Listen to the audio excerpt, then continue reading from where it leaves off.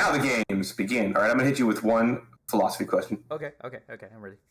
From 0 to 10, how much would you rate yourself? Or where would you rate yourself as a Pokemon master? I think I'm like a solid 6. But like in terms of what? Like ability, winning? Like 0 is like you haven't even gotten your starter yet from Professor Oak, and 10 is like that douche that brought one of the Lottie twins, the Gen 4. Yeah. Okay. I see what you're going for. I'm like a 3. I'm like the hiker in the tunnel that'll annoy you. Yeah. That's kind of where I'm hiker. It's fun, and because like it'll be in the dark, and then you'll be like, oh, "Where the hell am I?" Hey there.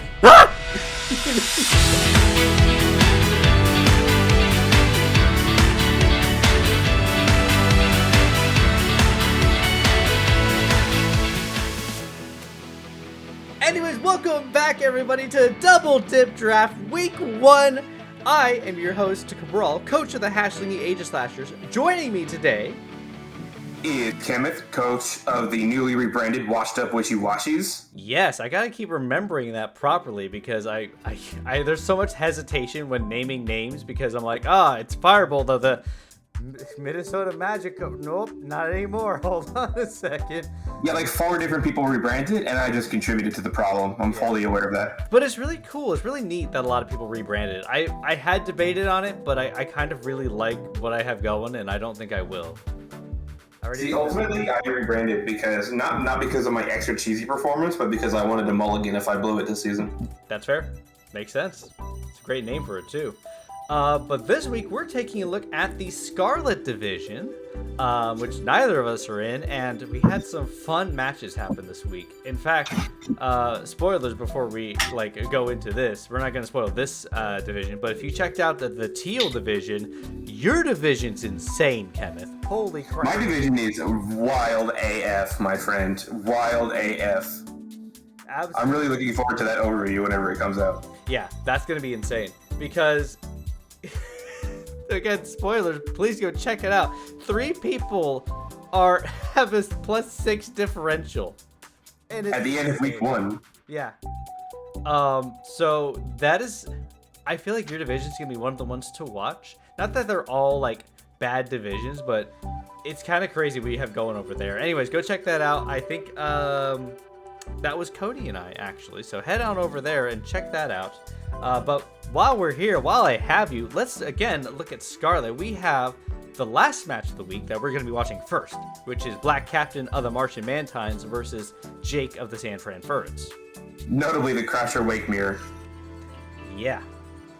And what a match this was. So this match was delayed. We waited until Tuesday the following week. So it didn't happen week 1. Jake had internet issues. And there's nothing we could really do about that, but Jake found some time, got it working again, all that good stuff. So the match did end up happening. Looking at team preview, you know what? I don't hate these sets, actually. Jake's got a scary thing with Hawluchas speed. We see Heatran and Polion to take advantage of Hippowdon Sand over there. Mm-hmm. Dragon Steel Fairy is represented between Noivern, Florges, and Napoleon. And Heatran. Yeah. Sand obviously is not necessarily good or bad for anyone. It doesn't matter to Heatran or Empoleon, but being able to break a sash on, say, Incineroar or Mismagius, or even, the Decidueye if it wanted to eat a Draco Meteor or like an Air Slash, or even like a Psycho Boost from a Deoxys and Cinch Kill would also be pretty fortuitous. So, yeah. We do see quite a few cool Pokemon as well from Black Captain. We do have the Cork Speed himself user, Iron Boulder. Very scary, very fast. Not as fast as Hawluchas Speed, but you get Electric Terrain off, which is possible. I do see Thundurus in there. Can definitely happen there. I do see what is likely a unaware Quagsire and a Decidueye that is here and kind of actually gets hurt by a lot of these Pokemon. True, but I do respect the Hisuian Decidueye pick. I do think +1 Leaf Blade could do a lot of work. I think this thing gets Trailblaze as well. I don't know if it maintains Shadow Sneak, but I'm pretty sure it gets Sucker Punch. Yeah. So I mean, there's lots of value on either side, which I'm really looking forward to seeing how they both pull that off. So I think without further ado, we can jump into the wake mirror. Absolutely, we can do that. Start off with a Thunderous lead and a Hippowdon lead. I like the Hippowdon lead. Get up sand. Classic, get up some rocks. The genie Pokemon, I'll call them, are very good at just kind of pivoting and scouting. Jake here, very new player, joined middle of last season. I'm gonna pause actually real quick. We've had a lot of things happen in the first 3 turns. So just off rip, we got rocks up from the San Fran Furrets. We had the Trailblaze on the +1 for the Decidueye, so we could probably outspeed like a Scarfetran or a Napoleon or the Fortress even if it needed to, because assuming Decidueye I think is even slower than its counterpart, which is already part of a slow load, as it were. I think it's around base 60, base 65 or something like that, but it's don't quote me on that. Pretty tough. However, the most notable thing is the fact that San Fran Furrets, despite the best effort, did break the sort of the hard terror rule of our league. Yep. You know, and obviously the match was delayed. They were probably just ready to just get it done. They probably felt under pressure. And honestly, this could have also very easily been a misclick either to begin with. Right, and also just logistically speaking, this could have easily been a misclick, because why would you change into a water type from a ground type when you're being hit with grass stab? It just sort of, I think it's a pretty easy way to just call it an accident and be done with it. But it is worth noting that in our league in particular, because of our open draft terra format and how we tiered our divisions, only C tiers and below are able to terrasilize. So typically, once this Hippowdon terrasilized into a water type, this would be the end of the match, logistically speaking. But I don't think anyone was really here to sort of prevent it and to call it out. So they just ended up playing it out, and ultimately had no effect on the battle at all. Didn't even change the weaknesses of the Hippowdon. So. Yeah, there was no advantage gained from this Leaf Blade. In fact, if anything, it just hindered Jake even further, tearing into water type, which, grass is super effective against. So. Right, now you can't terrasilize Napoleon, you can't terrasilize a Noivern. Yep. So it was, for this match, it was we let it go by, because again, if anything, it only hindered Jake's team further rather than aiding Jake's team.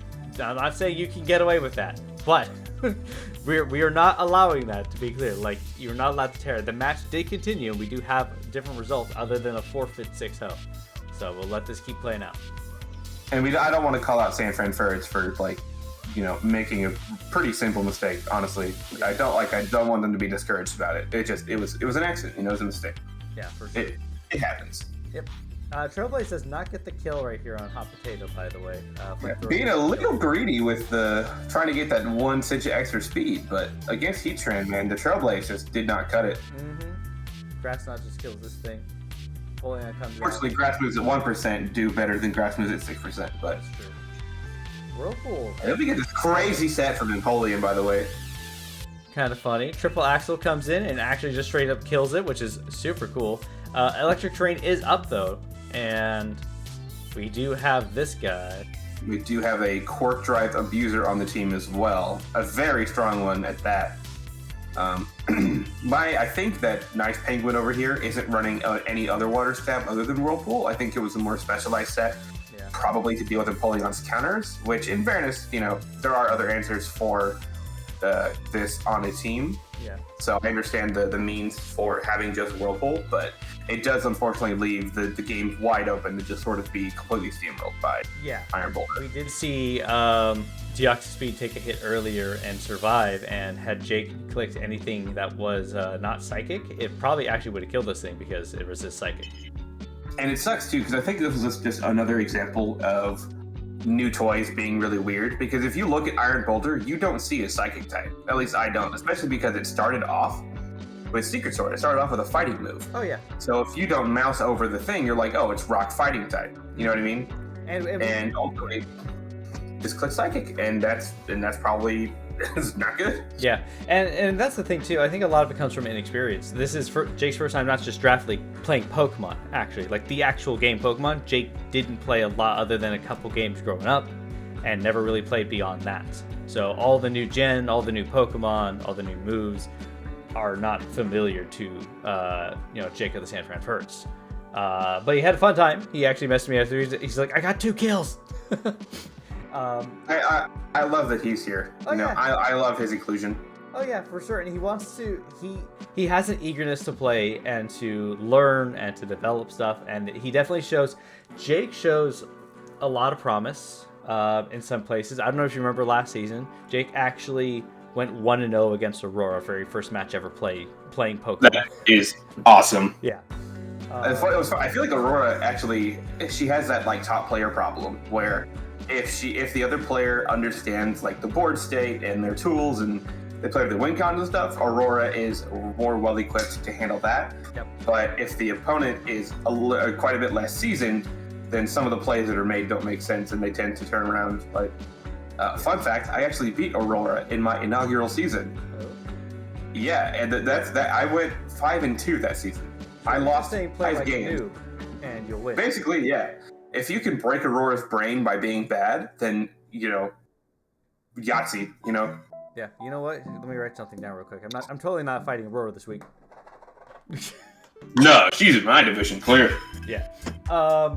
Anyways, that was Jake versus San Fran First versus Black Captain of the Martian Mantines. Martian Mantines getting win 4-0. Again, Jake was not disqualified. There was really no reason to disqualify him just because, like, nothing gained.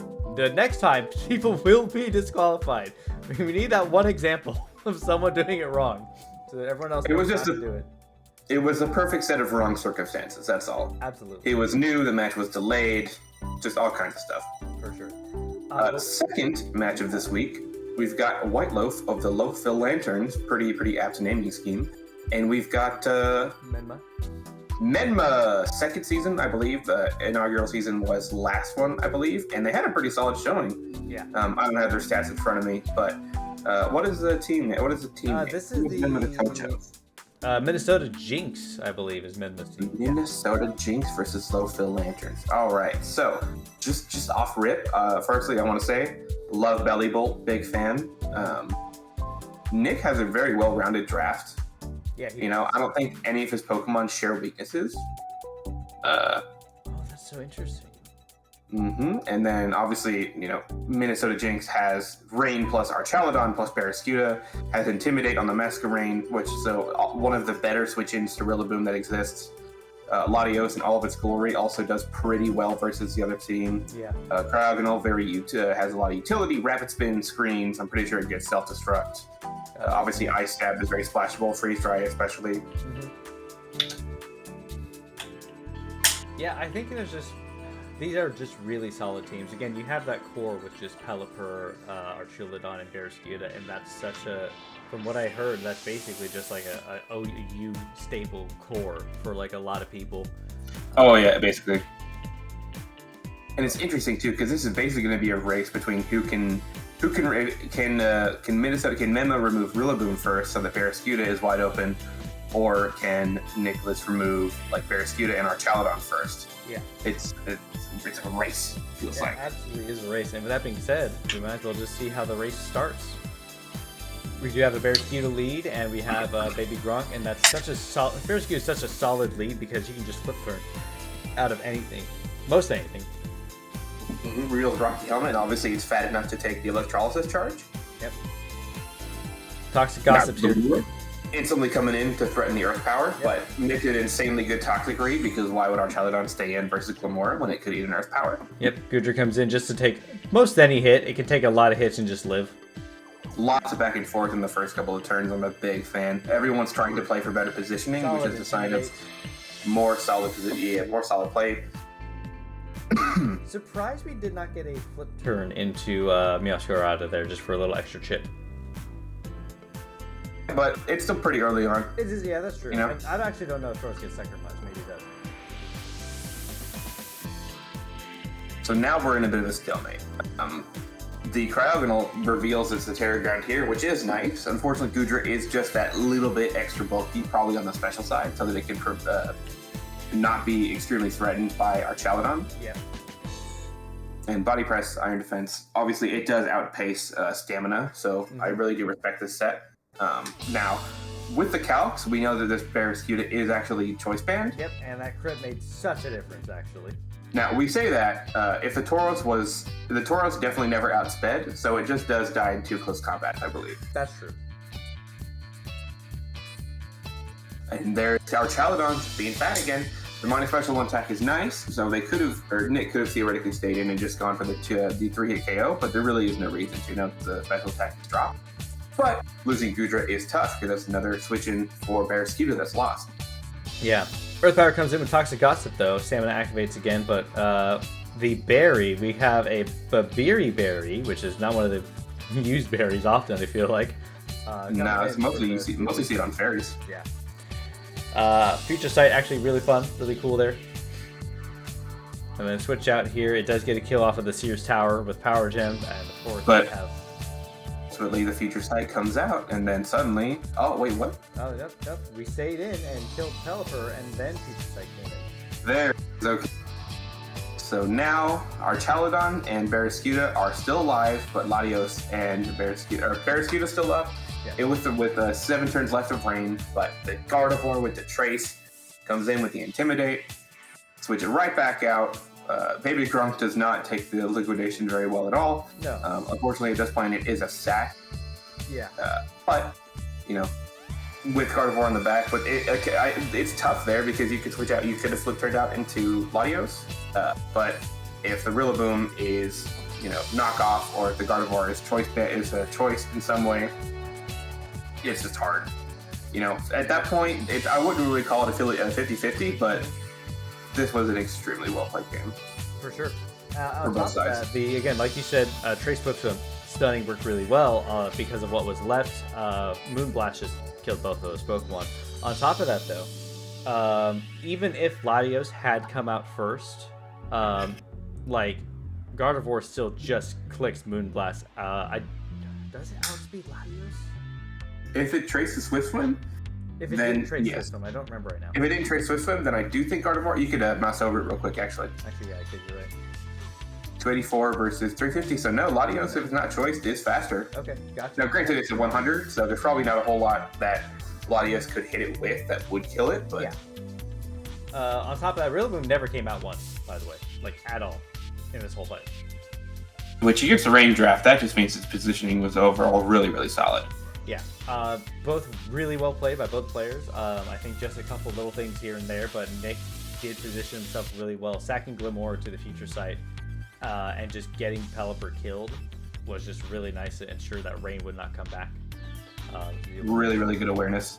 Yeah, for sure. Probably my favorite played match this week from this division. Very well done, for sure. On top of that, we have some other matches a little less reliant on playability and more kind of RNG, and I think that's going to be the pattern for a lot of Double Dip this season. No, that's not to say that both of these players are not extremely skilled. There is just a lot of luck came out in favor of one of these sides, despite the fact that it was pretty well played on either side. There was a pretty significant factor of luck that played into this match. But go ahead and take the win. I thought I did the last one. No, I did not, did I?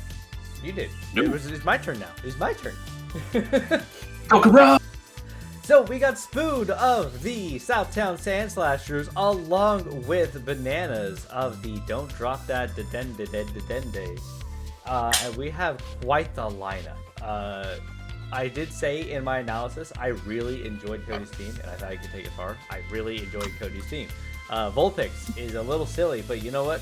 Drought, it gets Healing Wish. Did you know that Vulpix gets Healing Wish? I did not. It gets Healing Wish, it gets Memento, it gets Foul Play. There's a lot of utility that this thing gets. It's a little surprising. It's not bulky. You will not take a hit in lift. Ever. And what we're dealing with on the opposing side or most any Pokemon draft league. But it's there. It sets up Sun. I see Screamtail. I see Walking Wake. Such scary, fast Pokemon. I always forget that Screamtail is base 1 something. It's 110. It's 110. It's so much faster than the Pokemon that it's based off of. Absolutely. I see Oricorio, which, by the way, Oricorio is C-tier. It can Terra, and when it Terras, Revelation Dance also becomes the move of your Terra type, or the typing of your Terra type. So it's basically just a better Terra Blast at that point. Yeah. It also gets Quiver Dance, which is kind of insane. Komala doesn't get Toxic. It actually gets a few things. I don't know if it gets Belly Drum. It might. I don't remember off the top of my head though, but it actually does a few little niche things that are really fun. And Qwilfish is there to take up spikes and to lay spikes. It's also very fat with the Eviolite. It is really Poison Dark is an extremely good defensive typing. It really And is. does present a not insignificant check and threat to several Pokemon on Bananas' side. Lilligant obviously doesn't love Qwilfish. Dragalge doesn't love Qwilfish, and Meowscarada especially does not love Qwilfish. Yeah, for sure. Gold Indigo though can kind of deal with Qwilfish, and that's one of the big Pokemon we do see over on Bananas' team. That's a little hard to deal with. Ghost Steel is such a good solid typing. And then Goldango by itself also being wholly immune to being status, being Encored, just the whole 9 yards. Just extremely, extremely good Pokemon. Yeah, for sure. Should have been banned in OU by now, but that's just me. But that's just me. Yeah. And that's just your silly opinions. But with that being said, let's go ahead and watch and check out this match and see how things play out. We do start with the Meowscarada. Again, does get U-turn. It's a solid just lead. It taunts as well, really well. Didn't even know it got taunt, to be honest. This thing could be a pretty offensive monster, but obviously the utility in taunting the Qwilfish is extremely useful, and it obviously gets out of there because it doesn't want to eat the Bar Barrage at that point. But Komala, I believe this is an Assault Vest set with knockoff, so pretty much very easy splashable check into Dragalge, into Volcanion, maybe even into Goldango in a pinch. Yeah. Meowscarada comes back out, scare things off. We go back into Qwilfish. Aurasphere comes out, which is probably to deal with Komala and potentially, I think there's another Pokemon that Orthworm. Yeah, there's like Glaceon in there's Glaceon in Cody's draft. There's a lot of utility in the Aurasphere. I think it is a good choice. Yeah. Banana's acutely aware that taunting is always going to be the better situation there because Cody just gets so much value out of spikes. Well, with Goldango on the back, being one of the only things it's really that weak to. Yeah. And this one is tough. Anytime anything has to switch into Goldango, it's going to be hard. Yeah. Make It Rain doing over half to a resist is tough. But coming out the Draco Meteor, this is a scenario we happened upon a lot in scrims. Yeah. AV Volcanion will always be 3-hit KO'd by Draco Meteor, which means it's a pretty reliable check if it needs to be. Komala having U-turn, tons of utility, back into Qwilfish, and now Cody is in a position to get up a layer of spikes. Yep, Draco comes out, does not kill. Again, that Eviolite bulk is kind of crazy. There it is. Bringing this in, Goldango comes back out though. Need another switch in. Komala, if we need a sack, just in case we get another Make It Rain, which we do, and it just kills it. There's a stop in this thing, man. Yeah. And here we go. All right, now we are in position. We just have to click Flamethrower into Draco Meteor, and then Volcanion is gone, and it missed. No. First big problem of today, obviously the poison is just the awful cherry on top, although ultimately the poison does not make a difference because, as you will see in a minute, we lose Qwilfish, but we do have the Vulpix with the Drought as well as the Healing Wish. Yep. So missing the Draco, while catastrophic, the poison ultimately did not really change the situation that he was in. We did lose some Pokemon in between. Again, though, it's hard to say how the position would have been had we not gone through missing, but we'll talk about that later. Sleep Powder is very unfortunate. Yep, 75%, just a little bit of accuracy games being made. And with Chlorophyll in the sun, it's always going to be faster than whatever it tries to see in front of it. So ultimately a really good choice of set, because Quiver Dance really didn't get that much mileage out of this game, not when you have Goldango and Dragalge and Reuniclus and Meowscarada in the back. You really don't need the extra help. Yeah. So here's our second set. Sun goes down, which means Lilligant is now slower than the Oricorio, but makes a bold switch back into Screamtail to try and wake it up, and it pays off with the Encore on the substitute, now that Wake is faster than the Lilligant. Gets off a much-needed wish into Walking Lake. Unfortunately, Dazzling Gleam is red, and it is O-code. Yep. But the game is still not over yet. Oricorio can still win this in a good position. It gets up the first Quiver Dance, and it reveals here that... another reveal quite yet, but... Yep, the ground. Reveals the Terra Ground. And unfortunately, that does mean losing the Ghost Stab, which is tough. Yeah. It also... it doesn't take the super effective hit from knockoff, but being crit plays into the game later on. You see why. We do get another air slash, and we get the flinch on top of that, which is fantastic. Unfortunately, we don't get another flinch because that could have actually gone a little crazy. And unfortunately, now the writing's on the wall. There's only Walking Wake left. Can't be encored by Goldango, and Flamethrower isn't even a 2. It's barely a 2 KO. Yeah, So Screamtail left only. You said Walking Wake was left on. Walking Wake dead. excuse me. Now Screamtail's dead too. Yeah, missing the Draco was really unfortunate. I don't know how much of a difference would have made. It's still not early into the match, but like far enough in to where it could have made a really good difference having not missed the Draco.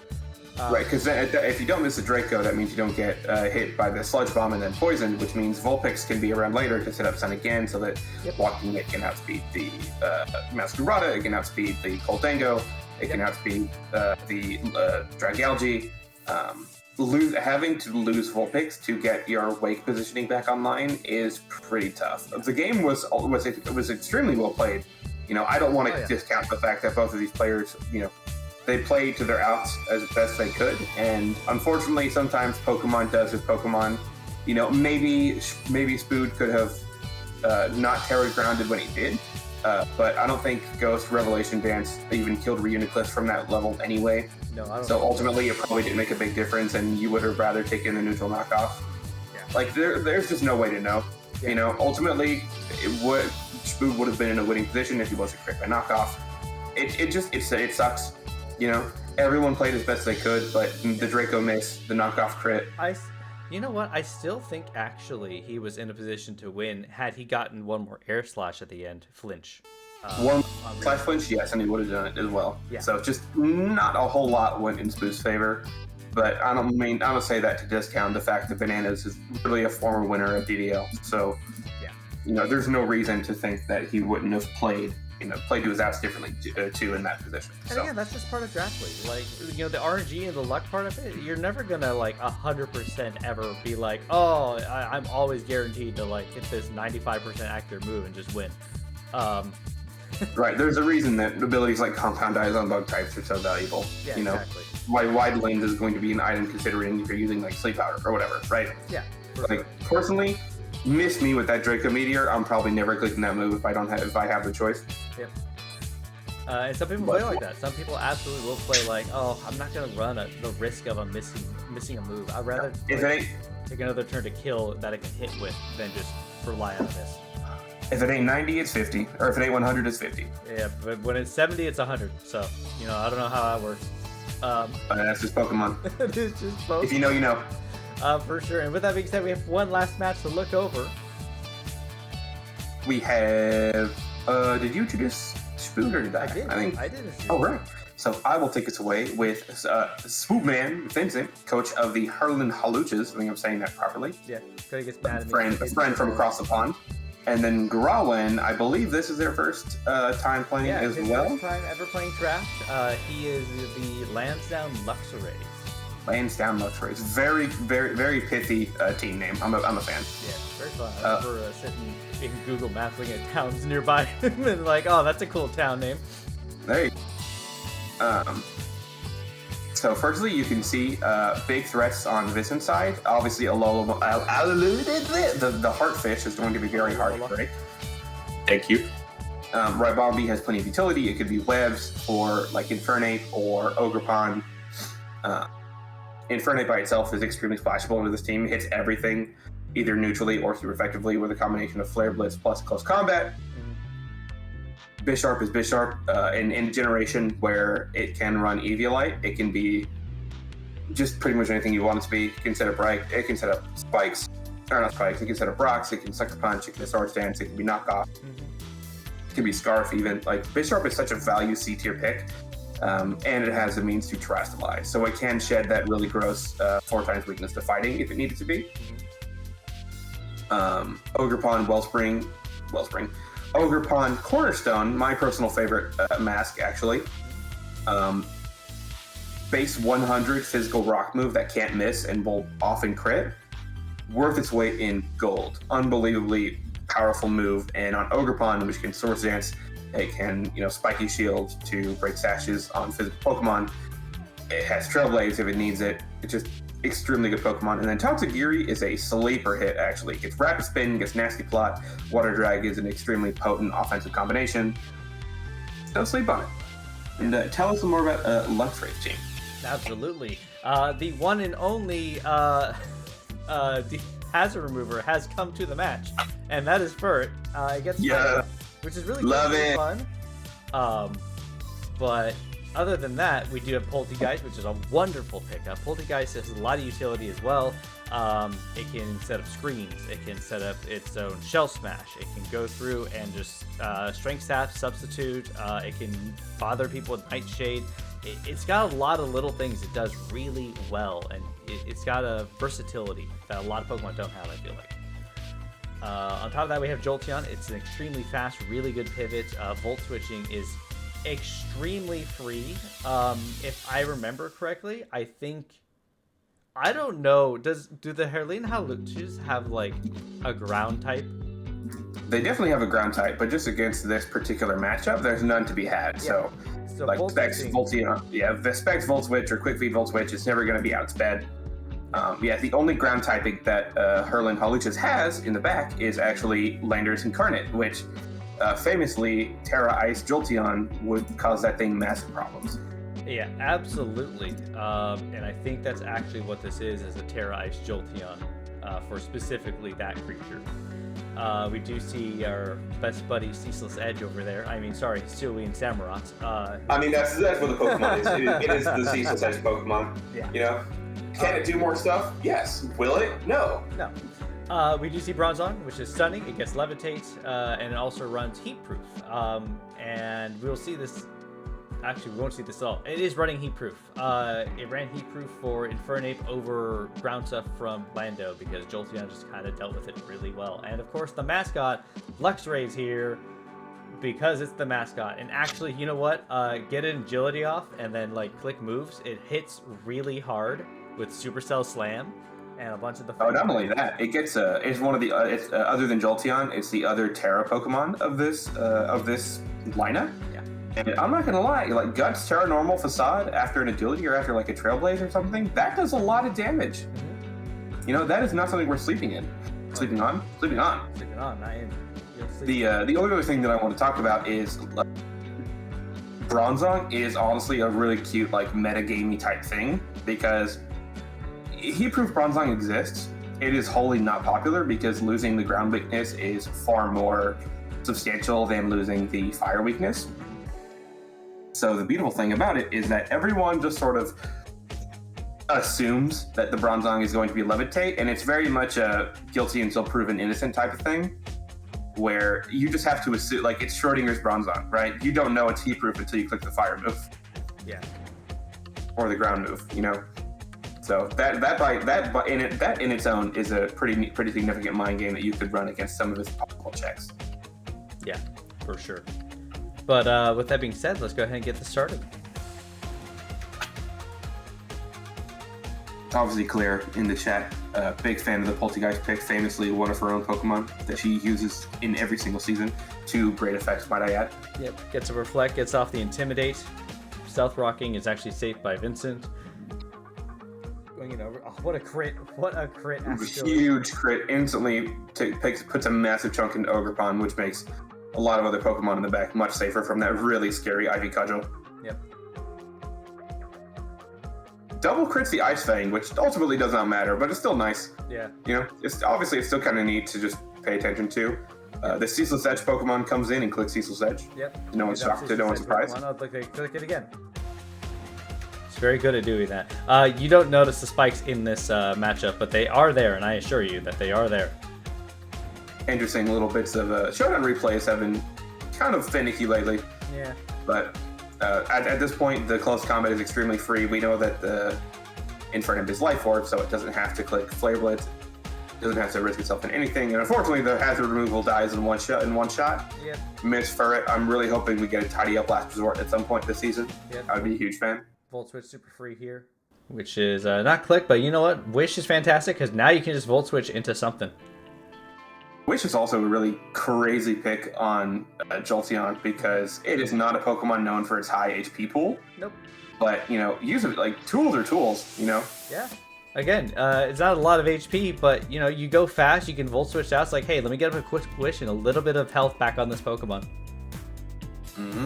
There's the Ogerpon, I think, trying to bait the Sucker Punch for the save switch into Alomomola. Yep. Missing Cecil's Edge is tough, but again, this thing, as we see later, I think it is crit, but it's not even into a KO after 2 crits. Yeah. So ultimately, the Ceaseless did not really matter that much. And then obviously Infernape, even with 3 layers of spikes, would have still gotten all of its base HP back. So miss, ultimately not a huge deal. Yep. Punch does so much damage even after the -1. Yep. Probably an Adamant Infernape if I were to guess. Kind of crazy that Vincent just stayed in to go for the Flare Blitz there. You just raw it. And obviously there's the, quick feet Jolteon, so it's going to be faster than every single thing on this draft. Yep. Pretty sure it comes out. And here is where the problems arise. Yeah. The Sucker Punch is tough. You can't intimidate this thing with Luxray because it will have Defiant. I don't even know what the other ability is because it does not even matter. No, it doesn't matter. It doesn't even run its other ability. I can't remember what it is. And unfortunately, Sucker Punch does and there's the Defiant. Yeah. So good awareness by Grawin to not just instantly throw in the Luxray to boost the +1. For sure. It's hard. Vincent had ultimately just the better positioning with the Infernape, and then had the Sucker Punch in the back to ultimately clear up the bigger problems. Mach Punch covered the Samurott pretty well, which means Sucker Punch was wide open. Yeah, I think ultimately this was just Vincent, the more experienced player, came out on top. He better used his tools. He was more aware. That kind of thing. But I think Grawin actually put up a pretty solid showing. Oh yeah, well, especially because, again, this is Grawin's first season, first time playing Draft League like this. Grawin's played Pokemon before, but not a ton, and we have quite a few new players who come in like that. But for a first time, did really well. A lot of good positioning was seen, and then the team composition was pretty solid overall. It's just something where experience as you play more is really going to develop and help you along in later seasons and later matches during the week too. Or the weeks to come, not the week necessarily. But with that being said, we have Let's wrapped up pull up all the standings. our first matches of this week, and I actually completely forgot to open the master sheet so we can take a gander at the current season and the standings, because we get to talk about the standings for the Scarlet division. Definitely the least lopsided division of the other 3. Yeah. If you check the other 2 recaps, you can see some crazy shit went down in Teal and in Violet for the most part. Mm-hmm. But this one's a lot more even. So Hugh, go ahead and take us through the winners, and I'll take us through the losers. All right, so we got Vincent of the Heerlen Hawluchas at 1-0 at a 4.